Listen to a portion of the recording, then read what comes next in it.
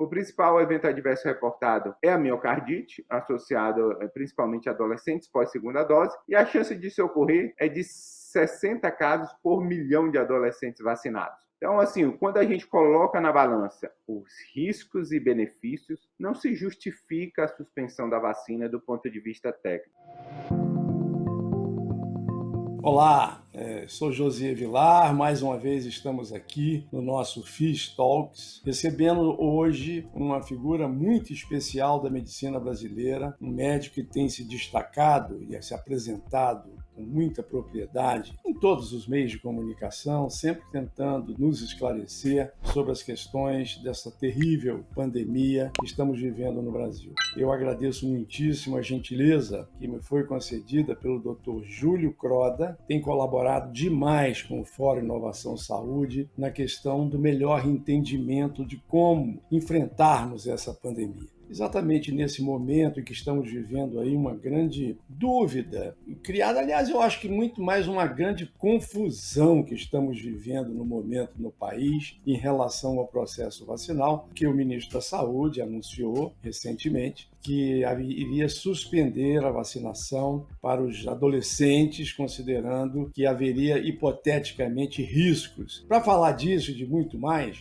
eu gostaria de estar recebendo aqui hoje, então, o Dr. Júlio Croda. Muito bom dia, Dr. Júlio Croda. Muito bom recebê-lo aqui, Júlio. É um prazer enorme, uma honra tê-lo conosco. É um prazer, José, ter aqui com todo o fórum da iniciativa FIS aí, a gente poder discutir um pouco a respeito da vacina, desse tema que é importante nesse momento, né? A gente tem que entender e esclarecer a população que as vacinas continuam sendo bastante seguras, né, eficazes, e a gente tem que estimular, né, a população a se vacinar, porque nós vivemos um momento mais tranquilo no Brasil agora, justamente porque nós estamos vacinando, principalmente nos últimos meses, com bastante celeridade. Então, tudo que a gente está colhendo hoje em dia no Brasil se deve exclusivamente à vacinação. E você, nessa questão da vacina de adolescentes, Júlio, qual é a sua opinião sobre isso?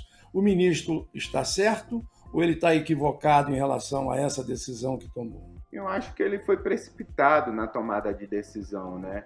A gente sabe que essa vacina, como você bem falou, é aprovada pelas principais agências regulatórias do mundo para essa faixa etária e, portanto, ela é segura e efetiva, né? Lógico que a gente precisa sempre observar quando um produto é lançado, produto médico, uma vacina específica, porque tem eventos raros, potencialmente graves, que podem acontecer e esse produto eventualmente ser retirado do mercado. Mas não vem ser o caso do que a gente está observando, principalmente para essa vacina, né? O principal evento adverso reportado é a miocardite, associado principalmente a adolescentes pós-segunda dose, e a chance disso ocorrer é de 60 casos por milhão de adolescentes vacinados. Aqui no Brasil, nós temos apenas 1.200 casos reportados de eventos adversos, sendo que a gente tem menos de, vamos dizer, de 15 casos reportados de miocardite, né?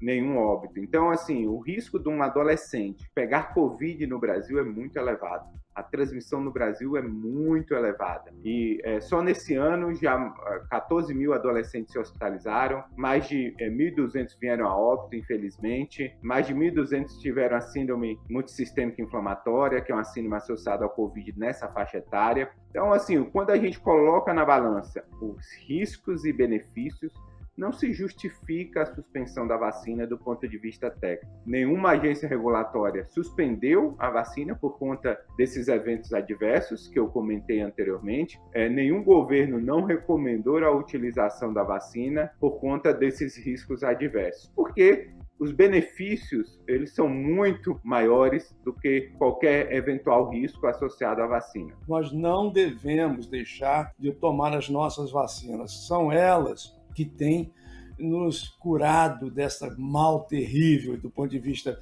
não é só o mal físico da doença, do mal psicológico. Isso tudo a vacina mitigou na nossa população. Eu acho que você está acertando no cerne da questão. A gente precisa vacinar. Quando é que você acha, Júlio, que nós vamos conseguir atingir 70%, 80% da população vacinada com segunda dose? Eu acho que a gente vai chegar a 80% da população completamente imunizada. Eu acredito sim, até o final desse ano, né? Porque a gente já tem um indicador a respeito disso, mais de 85% das pessoas acima de 18 anos, que é o público principal, né, já tomaram a primeira dose. Se a gente sabe que o intervalo é de 12 semanas, eventualmente o governo federal propôs diminuir para 8 semanas, então daqui a 2 meses, ou no máximo 3 meses, se mantiver as 12 semanas, a gente vai ter essa cobertura de 85% da população completamente vacinada acima de 18 anos. Seria o público mais importante a gente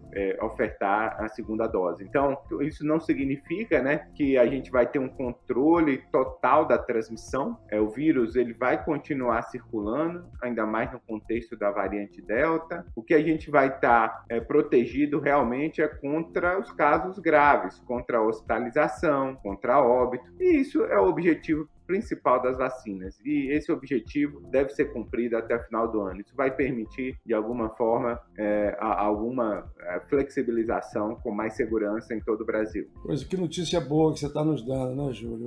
Vamos todos torcer aí para que esse processo vacinal possa acontecer com a celeridade que a gente precisa que aconteça, né? Mas, Júlio, eu percebi, assim, nas festividades, nos movimentos, como é que chama? Naquele movimento do dia 7 de setembro, milhares e milhares de pessoas foram à rua. A maioria das pessoas, pelo menos pelo que eu vi assim na televisão, me pareceu serem mais pessoas mais idosas, uma maioria sem máscaras. E eu fiquei imaginando o seguinte: nós vamos ter nos próximos 10 dias aí uma recaída dessa variante, com a variante Delta, e o número crescente de casos. Aparentemente isso não está acontecendo, eu não sei, pelo que eu acompanho nos jornais e tal, o número de casos se mantém inalterado, se mantém estável. Você acha que o fato de termos já 145 milhões de brasileiros que já tomaram a primeira dose da vacina, eu diria que uma grande parte da população mais idosa, ou a maior parte, ou a quase totalidade, já está totalmente imunizada? E como era esta a população mais presente nas manifestações, pessoas com mais de 60 anos de idade, eu te pergunto, você acha que isso mitigou o risco que esta transmissão da variante Delta possa ter ocorrido? Isso reduziu esse risco? Importante completar 2 semanas para ver o impacto. A gente sabe que existe um problema de notificação no sistema de informação, né? Durante feriado e logo após feriado, existe uma queda muito abrupta de casos que são informados no sistema. Esse mês existiu um problema de reportar os casos leves, né, no sistema de informação. Então, assim, vamos ser cautelosos, assim, observar esses dados. Com certeza, se esses dados demonstrarem que não houve um aumento específico ou uma estabilização, a gente pode atribuir às vacinas. Isso é fato, né? Esse efeito das vacinas é enorme. Mas a gente pode até interpretar que até antes dessas manifestações, né, todos os estados, a cidade do Rio de Janeiro, flexibilizaram suas atividades, né? A gente está tendo mais contato entre as pessoas, a gente está tendo mais as aglomerações e a gente não teve um aumento expressivo de número de casos e de hospitalizações e óbitos tão importante como foi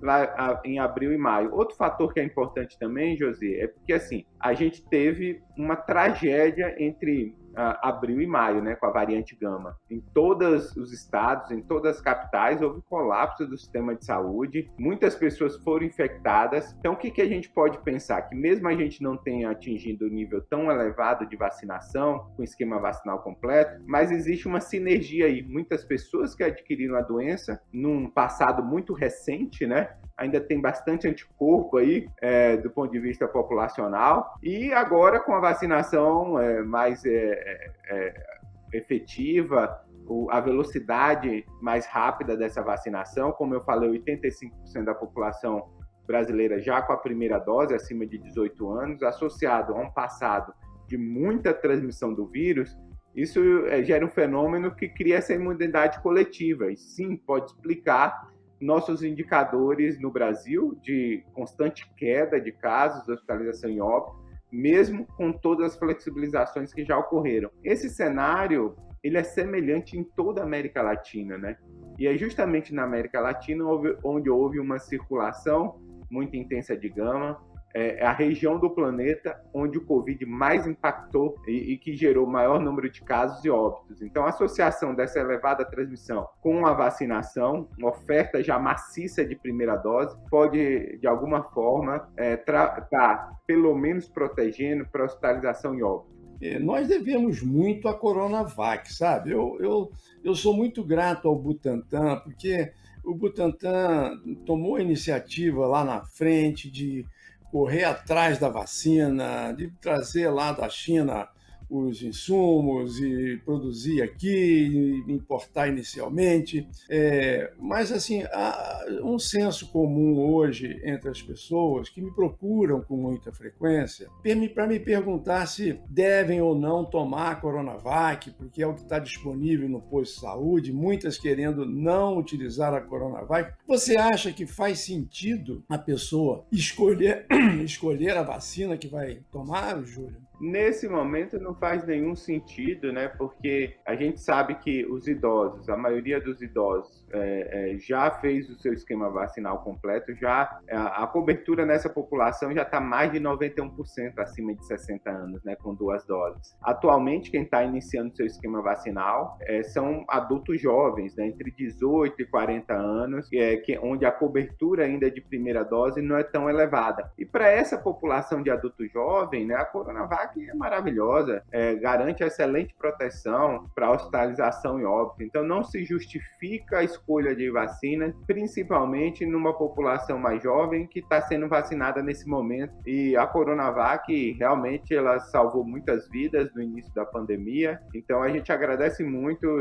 tudo que aconteceu no passado e a contribuição do Butantan do ponto de vista de ofertar essa vacina para o Programa Nacional de Imunização. Muito boa a sua orientação e a sua análise sobre a questão da Coronavac, porque isso esclarece muito a todos que nos ouvem e que nos veem no nosso canal de YouTube, em todas as nossas mídias, que estão ainda em dúvida em relação a isso. É óbvio que a vacina Coronavac é sabida, ela tem uma eficácia menor do que algumas outras vacinas, mas ela é muito boa, ela é efetiva. Claro que no idoso que já tem a sua redução normal da sua imunidade, não só da imunidade, o envelhecimento ele é uma coisa fisiológica, perde cabelo, perde visão, a pele enruga. Enfim, se você pode usar no mais idoso uma vacina que tenha um grau de eficácia maior, ajuda. Mas na situação atual, em que todos os idosos, 91% nos disse Júlio Croda, já estão imunizados totalmente com 2 doses da vacina, ou uma, se for da vacina de dose única, e agora no jovem, para o jovem ele é ótimo, porque a imunidade do jovem é espetacular. Tomemos todos a vacina Coronavac. Não acreditem nessa historinha de que a vacina é um chazinho com água com açúcar. Não é, não. A vacina Coronavac é de excelente qualidade e segurança. Podem tomá-la porque ela é efetiva, é eficaz. Júlio, me diga uma coisa, e agora e o futuro, Júlio? Como é que você vê? Você acha, alguns cientistas de complexidade acham que nós teremos certamente outras pandemias muito brevemente. Eu tenho tentado refletir um pouco sobre isso. Será que nós vamos ter coisas tão graves como tivemos agora com a Covid num tempo muito próximo? Como é que você enxerga isso? Como é que os caras do mundo inteiro têm olhado essa possibilidade de termos novas epidemias ou pandemias num período curto? Eu acho que assim, o Covid, à medida que toda a população mundial for imunizada e essa oferta de vacina vai se acelerar, principalmente a 2022, a gente tem um continente africano ainda com pouco acesso às vacinas, então é importante que toda a população mundial esteja vacinada, isso diminui transmissão de certa forma, diminui o surgimento de novas variantes, mas o Covid-19 vai permanecer, né? A gente pode ter sim, novamente, surgimento de novas variantes, mesmo com toda a população vacinada, eventualmente a necessidade de revacinar toda a população, a depender do surgimento de novas variantes, assim como a influenza, né? A gente tem o vírus da gripe circulando no mundo há bastante tempo e a gente teve, né, uma pandemia de H1N1, né? Um vírus de influenza que a gente não tinha imunidade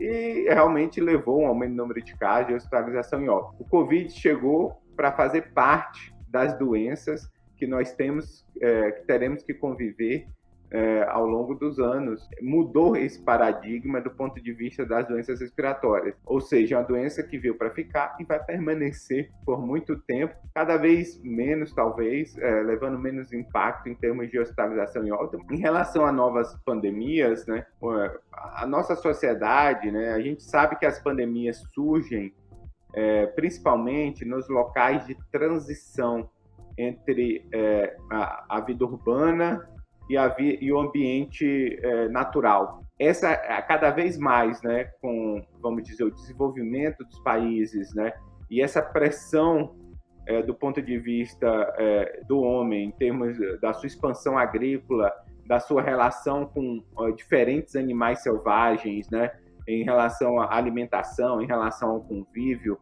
a chance de você ter novas pandemias aumenta, porque esse convívio íntimo com um local que tem uma biodiversidade enorme, tem um número de vírus enormes, desconhecidos para a humanidade, que permite que, eventualmente, esse vírus possa fazer essa mudança de hospedeiro, né? E essa pessoa, agora, né, nos meios de transporte, você conecta as pessoas muito rapidamente através de voos, milhares de voos, e disseminar uma doença viral, uma doença bacteriana associada a essa interação do homem com o ambiente, né?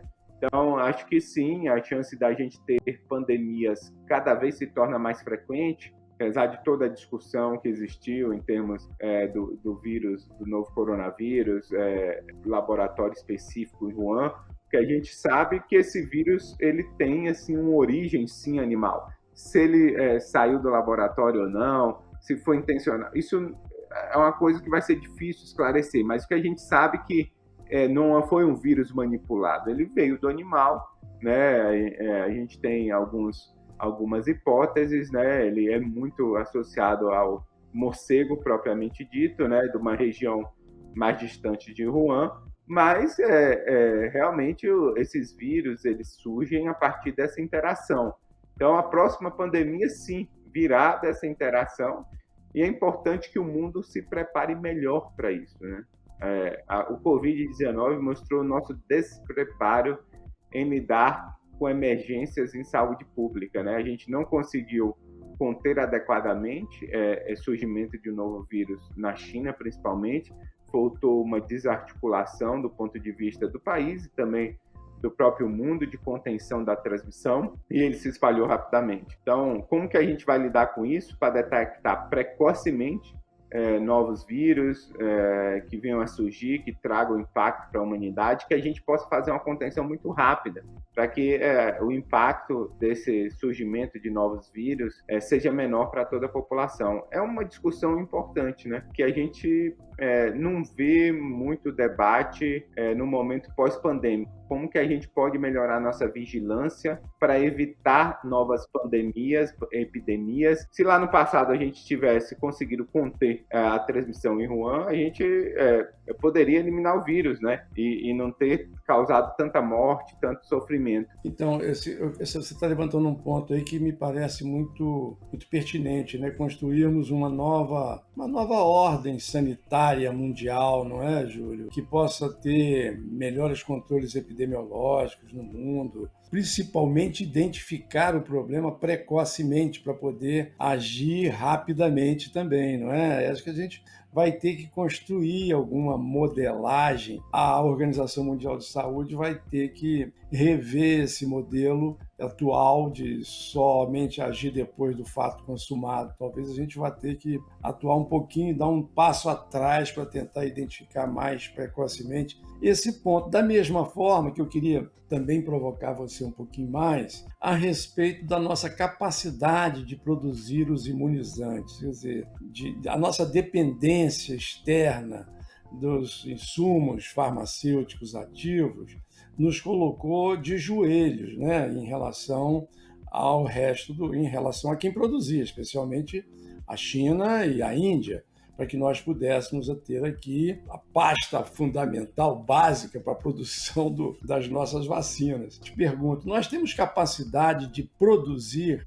os insumos farmacêuticos que tanto necessitamos, especialmente para os imunizantes? ou o que nós não temos hoje são incentivos para que isso aconteça? É muito difícil, né? A gente nunca teve um incentivo para a nossa indústria farmacêutica adequada. A carga de impostos no Brasil é bastante elevado, o custo do Brasil é elevado, né? E o Brasil não é um player competitivo do ponto de vista internacional, né? Principalmente na produção de vacina. A gente tem 2 laboratórios públicos que são importantes, né? A gente tem a Tecpar também no Paraná, eventualmente a FUNED em Minas Gerais, mas os 2 principais são a Fundação Oswaldo Cruz e o Instituto Butantan, que produz a maioria das vacinas que são ofertadas pelo Programa Nacional de Imunização. Então, são laboratórios públicos que, de alguma forma, foram subsidiados, porque o nosso custo Brasil é elevado. Para a gente produzir vacina aqui e vender para o mundo não compensa do ponto de vista financeiro, sendo que o grande produtor do mundo é a Índia, porque consegue produzir a um custo muito baixo e ofertar um número expressivo de vacinas. Mas quando a gente fala de vacina, e nesse contexto da pandemia, a gente tem que entender que vacina é um insumo extremamente estratégico. A gente poderia estar melhor nesse momento se a gente tivesse um setor produtivo, né, farmacêutico ligado à vacina mais robusto, mais bem financiado. A gente poderia estar, sim, como outros países estão, que tem essas grandes companhias, né, que iniciou a vacinação mais cedo, que conseguiu atingir uma cobertura vacinal num curto espaço de tempo. Então, esse investimento é um investimento a longo prazo, é um investimento estratégico, e no futuro, né, com o surgimento de novas pandemias, de novos vírus, a gente tem que ter, sim, essa base de produção com todas as tecnologias dentro do nosso país, inclusive com a produção de matéria-prima necessária para rapidamente poder ofertar a vacina para o Brasil, mas para toda a América Latina, para a África, por exemplo. Existe uma demanda mundial por vacina importante. A vacina é um produto, em termos de custo-efetividade, é um produto barato, mas que gera um benefício enorme. Talvez seja o produto médico que mais salvou vidas do mundo, né? Então, assim, o tanto de impacto econômico, né, que trouxe o Covid. Se a gente já tivesse essas plataformas, esse desenvolvimento, a gente ia ofertar muito mais rápido isso. Mas a gente nunca investiu. Bem, estamos chegando então ao nosso final desse encontro de hoje com o Dr. Júlio Croda. Foi um encontro muito esclarecedor. Eu te agradeço muito, Júlio Croda, pela gentileza de disponibilizar o seu tempo, a sua inteligência, o seu conhecimento e compartilhar com todos nós da iniciativa FIS tantas informações tão ricas. Eu convido a todos que estão nos vendo, estão nos ouvindo nas nossas plataformas do YouTube, que estejam conosco em novembro, durante o nosso FIS Week, durante essa semana de novembro, que estaremos recebendo mais de 200 convidados nacionais e estrangeiros por via digital, para que nós possamos compartilhar conhecimentos sobre governança, sobre gestão, sobre empreendedorismo, sobre inovação, sobre comunicação, que tem sido tão ruim nesse momento da Covid aqui no nosso país, enfim, sobre uma série de assuntos, especialmente o ESG, a responsabilidade social, a governança, enfim, a questão ambiental. Tudo isso nós estaremos discutindo com convidados diversos, incluindo o nosso querido amigo Dr. Júlio Croda, a quem eu mais uma vez agradeço a gentileza de estar conosco. Muito obrigado, Júlio Croda. É um prazer, José, estar aqui no FIS Talks e estar participando, né, interagindo com toda a iniciativa. Acho que é importante a gente debater esse assunto do Covid. Vou estar à disposição aí durante o evento para a gente poder conversar mais um pouco, em mais detalhes. E a gente espera, né, que o futuro, até o evento, a situação esteja ainda melhor, né, e que a gente possa fazer um excelente evento aí, poder esclarecer todas as dúvidas. É um prazer estar com você nesse bate-papo e a gente vai se falando aí ao longo dos próximos meses. Muito bem, muito obrigado e até lá então, todos nós com as nossas máscaras protetivas que nos protege e protege as pessoas que estão próximas de nós. O uso da máscara é uma atitude de respeito com a pessoa que está próximo de nós. Portanto, usemos máscaras quando estivermos nos ambientes coletivos, porque isso protege a todos e garante que até o final do ano, se Deus quiser, estejamos já juntos, abraçando, falando, conversando presencialmente, como sempre gostamos de estar fazendo. Muito obrigado a todas e a todas e até a próxima. Obrigado, Júlio. Até a próxima.